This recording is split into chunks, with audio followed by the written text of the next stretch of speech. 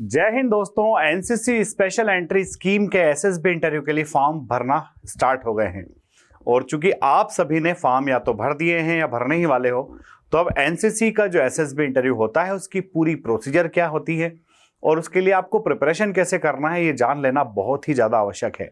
तो आज के वीडियो में आपको मैं यही बताने वाला हूं कि एनसीसी स्पेशल एंट्री स्कीम के लिए जब आपका कॉल लेटर आ जाएगा, जब आप एसएसबी के लिए जाएंगे तो वहां पर एक्चुअल प्रोसीजर क्या होगी और उसके लिए आपको अब किस तरह से प्रिपेयर करना है। तो आइए स्टार्ट करते हैं इस वीडियो को बिना डिले करते हुए। सबसे पहले जो डे 1 होता है दोस्तों, उस डे 1 में आपका स्क्रीनिंग टेस्ट होता है। ये स्क्रीनिंग टेस्ट इसलिए होता है क्योंकि कॉलकुलेटर जो एलिजिबल कैंडिडेट्स होते हैं मैक्सिमम को जो है कॉल किया जाता है और उनमें से ये देखा जाता है कि कितने बच्चों को आगे 4 डेज के लिए हमें रखना है।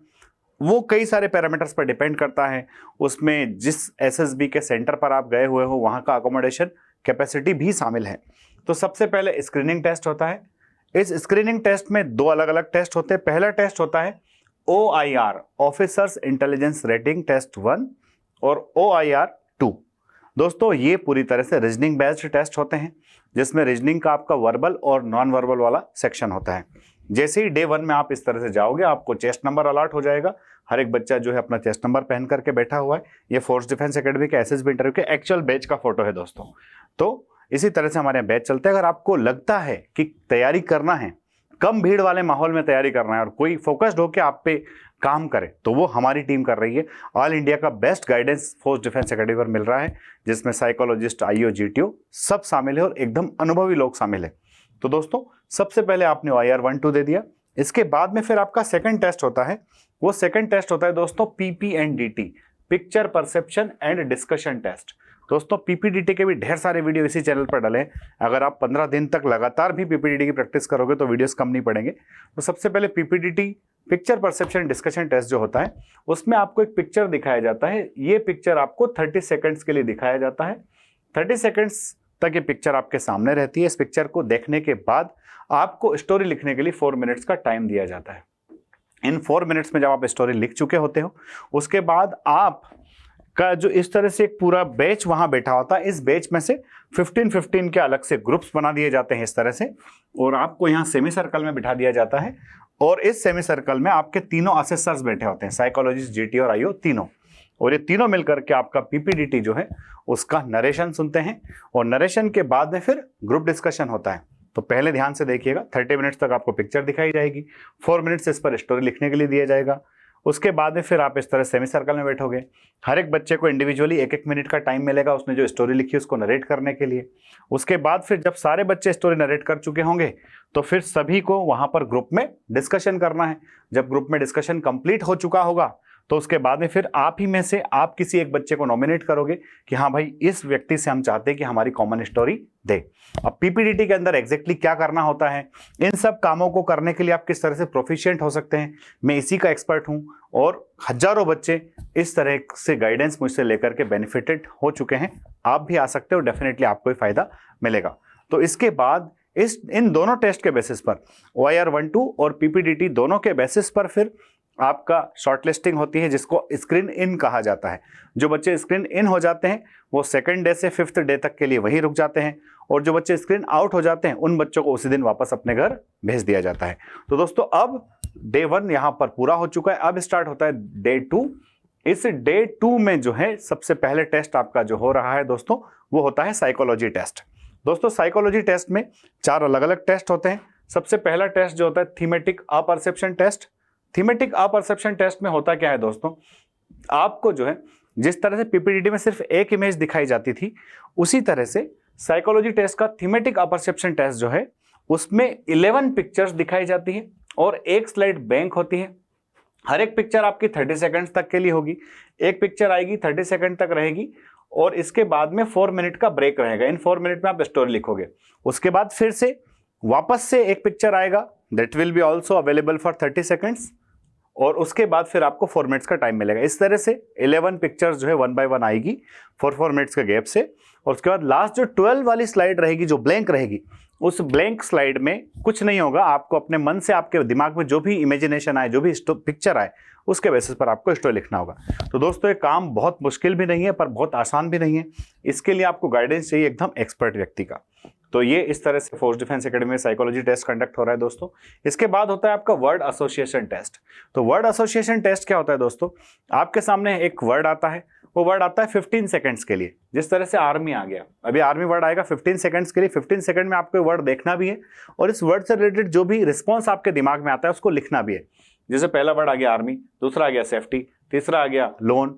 तो इस तरह से अलग अलग वर्ड्स आपके सामने आते हैं और इन वर्ड्स पर आपको अपने अपने रिस्पॉन्स लिखना होते हैं। तो first test TAT, second test जो है वो word association test, that is called WAT। इसके बाद में थर्ड टेस्ट देखिए बच्चों इस तरह से कि आपका जो साइकोलॉजी टेस्ट है इसमें इस तरह से जो है पिक्चर्स होती है, बॉयज के लिए अलग होती है, गर्ल्स के लिए अलग होती है। कॉमन अगर करा रहे हैं तो इस तरह से आप कर सकते हैं, ठीक है। नेक्स्ट है सिचुएशन रिएक्शन टेस्ट SRT, कि आपको कोई भी छोटा मोटा एक सिचुएशन दिया जाता है और सिचुएशन में आपका रेस्पॉन्स आपसे पूछा जाता है। जैसे मैं बताता हूं आपको कि while returning to home after watching cinema at midnight, अर्धरात्रि को जब आप सिनेमा देख करके घर आ रहे थे, you found 2 persons quarrelling on the way, है ना, आपने देखा कि 2 लोग जो है रास्ते में लड़ रहे थे, आप क्या करोगे। तो जो भी आपका ओपिनियन है, जो भी आपके विचार है, उन विचार ओपिनियन को आपको वहां लिखना होता है। इसे कहा जाता है सिचुएशन रिएक्शन टेस्ट। दोस्तों SRT के बाद अगला टेस्ट जो होता है उसको हम कहते हैं self description test. Self description यानी कि खुद का डिस्क्रिप्शन आपको लिखना होता है अलग अलग लोगों के पॉइंट ऑफ व्यू से। सबसे पहला कि आपके पेरेंट्स आपके बारे में क्या सोचते हैं, आपको क्या लगता है कि आपके पेरेंट्स आपके बारे में क्या सोचते हैं। सेकंड है आपको क्या लगता है कि आपके टीचर्स आपके बारे में क्या सोचते हैं। थर्ड है आपको क्या लगता है कि आपके फ्रेंड्स आपके बारे में क्या सोचते हैं। फोर्थ है आपको क्या लगता है कि आप आपके बारे में क्या सोचते हो, आपको खुद को क्या लगता है, आपकी सेल्फ इमेज आपके मन में क्या है।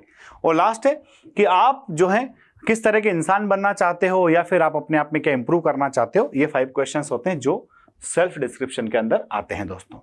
इसके बाद अगर हम बात करें तो सेकंड डे में ही कुछ बच्चों के इंटरव्यू सेकंड डे में ही स्टार्ट हो जाते हैं साइकोलॉजी टेस्ट के बाद। अब डे 3 की बात करेंगे।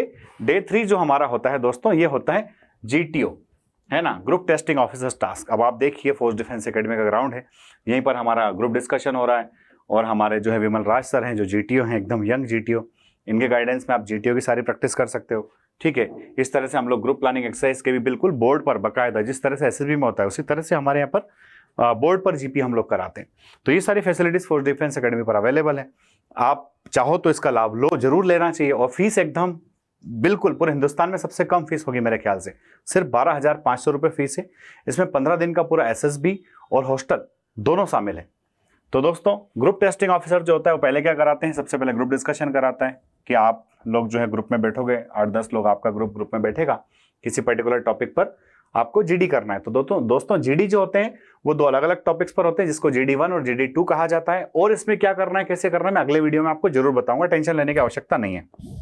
सेकंड टेस्ट जो होता है दोस्तों, इसको हम कहते हैं ग्रुप प्लानिंग एक्सरसाइज, जिसमें आपको एक पैराग्राफ दिया होता है। उस पैराग्राफ में 3-4 अलग अलग प्रॉब्लम्स होती हैं। उन प्रॉब्लम्स को आप कैसे सुलझाओगे, प्रायोरिटीज आपकी क्या रहेगी, उस हिसाब से इस ग्रुप प्लानिंग एक्सरसाइज को आपको परफॉर्म करना होता है।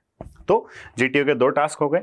इसके बाद GTO का थर्ड टास्क आता है दोस्तों, जिसको हम कहते हैं प्रोग्रेसिव ग्रुप टास्क। देखो GDGP एक तरह का इंडोर टास्क है, प्रोग्रेसिव ग्रुप टास्क एक आउटडोर टास्क है, जिसमें आपको कुछ सामान की आवश्यकता लगेगी, जैसे कि आपकी रस्सी, बल्ली, फट्टा। तो इस तरह से ग्राउंड होता है, फोर्स डिफेंस एकेडमी का एक्चुअल ग्राउंड है। यहाँ पर आपको जो है अपने ग्रुप के साथ में प्रोग्रेसिव ग्रुप टास्क परफॉर्म करना होता है। और प्रोग्रेसिव ग्रुप टास्क के जैसे ही स्ट्रक्चर्स में आपको हाफ ग्रुप टास्क और फाइनल ग्रुप टास्क करना होता है दोस्तों। इसके बाद इसमें एक और इंपॉर्टेंट टास्क होता है लेक्चरेट। जिस तरह से GD में हम लोग सारे ग्रुप में आपस में डिस्कस कर रहे होते हैं, लेक्चरेट में एक व्यक्ति अकेला खड़ा होकर के गिवन टॉपिक पर बोलता है। तो लेक्चरेट क्या होता है, कैसे होता है, मैं अगले वीडियो में बताऊंगा। अभी सिर्फ हम प्रोसीजर समझ रहे हैं कि कौन कौन से टेस्ट होते हैं और कब कब होते हैं, ठीक है। तो इस तरह से लेक्चरेट तक आपने सुना। इसके बाद में देखो, इसके बाद में होते हैं दोस्तों group obstacle race, individual obstacle और कमांड टास्क। तो दोस्तों इंडिविजुअल ऑब्स्टेकल्स इस तरह के होते हैं जिसमें आपको टाइगर लीप, एक रस्सी पर जो है जंप करके पकड़ना होता है। एक होता है टार्जन स्विंग, एक रस्सी पकड़ के आपको झूलते हुए आगे जाना होता है। एक होता है कमांडो वॉक, जिसमें आपको इस तरह के जो है स्ट्रक्चर पर खड़े होकर दोनों हाथ फैला के अपना या तो कमांडो या फिर चेस्ट नंबर, जो भी GTO आप बोले वैसा बोलना होता है, ठीक है। तो इस तरह से आपको जो है GTO के अंदर ये सारे टेस्ट करना होते हैं। टोटल 9 टेस्ट GTO के अंदर होते हैं, ठीक। तो GTO के कुछ टेस्ट जो होते हैं वो डे 3 में होते हैं और बाकी बचे हुए टेस्ट जो है डे 4 में होते हैं। अब चलते हैं हम लोग कि भाई डे 2 से इंटरव्यू जो स्टार्ट हुए थे, पर्सनल इंटरव्यू जिसको हम कहते हैं। तो ये जो पर्सनल इंटरव्यू आपका स्टार्ट होता है दोस्तों, ये हो सकता है डे 2 में हो जाए, डे 3 में हो जाए या फिर डे 4 में हो जाए। किसी भी दिन आपका पर्सनल इंटरव्यू हो सकता है। जैसे इस तरह से फोर्स डिफेंस एकेडमी पर जो है हमारे captain Satish Yadav sir interview ले रहे हैं, और ये हमारा बच्चा है अथर्व, कैडेट अथर्व जो है अभी रिकमेंड हुआ है NDA 154 के लिए। तो इस तरह से आपका पर्सनल इंटरव्यू होता है। पर्सनल इंटरव्यू में किन किन बातों का ध्यान रखना है, किन किन चीज़ों के सवालों के जवाब आपको तैयार करना है, वो भी हमारे सर जो है आपको एक्सक्लूसिवली यहाँ पर बताते हैं जब आप आते हो। नेक्स्ट है दोस्तों, जब आपका सब कुछ हो जाता है तो 5th डे में कॉन्फ्रेंस होता है। उस कॉन्फ्रेंस में अगर आप क्लियर कट पास हो तो सीधे आपको रिकमेंड कर दिया जाता है। अगर आपके अंदर कुछ गुंजाइश होती है तो आप पे डिस्कशन होता है, उसके बाद आपको रिकमेंड या फिर कॉन्फ्रेंस आउट जो भी होता है वो डिक्लेयर किया जाता है। ऐसे बच्चे जो रिकमेंड हो चुके हैं उनका मेडिकल एग्जामिनेशन फिर होता है, और मेडिकल के बाद फिर कैंडिडेट को अपने मेरिट लिस्ट का इंतजार करना होता है। दोस्तों अगर रिजल्ट्स की बात करें फोर्स डिफेंस एकेडमी पर, तो ये हमारे NDA 154 के रिकमेंडेड स्टूडेंट्स हैं जो ऑफलाइन बेच पे सेंटर पर आकर के जिन्होंने किसी ना किसी तरह से गाइडेंस लिया है। इसके बाद में आप देख रहे हो NDA 153 के स्टूडेंट्स, NDA 152 के स्टूडेंट्स, और डिफरेंट एग्जामिनेशंस में हमारी ऑल इंडिया रैंक जो आई है, जैसे अभी ऑल इंडिया रैंक 11 आई है अर्णव कार्डे की SSC टेक एंट्री में। उसके पहले NDA में ऑल इंडिया रैंक 14, NDA में all India rank 16, all India rank 17, 19, इस तरह के हाईएस्ट रैंक्स हमारे बच्चे लाने में कामयाब हुए हैं, क्योंकि उन्होंने स्पेशलाइज्ड गाइडेंस यहाँ पर हमारे एक्सपीरियंस असेसर से लिया है और मेरे साथ में उन्होंने मेहनत की है। तो दोस्तों इस तरह से अगर आप भी अपना उज्जवल भविष्य चाहते हैं इंडियन आर्म फोर्सेस में बनाना, तो आप जो है डेफिनेटली फोर्स डिफेंस एकेडमी का पार्ट बन करके अपने उज्जवल भविष्य के लिए आगे बढ़ सकते हैं। दोस्तों अगर वीडियो अच्छा लगा है तो इसको लाइक शेयर सब्सक्राइब जरूर करें। साथ ही साथ ये PDF अगर आपको चाहिए तो आप टेलीग्राम चैनल पर चले जाइए, क्योंकि प्रोसीजर कई सारे बच्चों को जानना होगा, तो ये जो PDF है आपको टेलीग्राम चैनल पर मिल जाएगी। जय हिंद, जय भारत, इंकलाब जिंदाबाद, भारत माता की जय।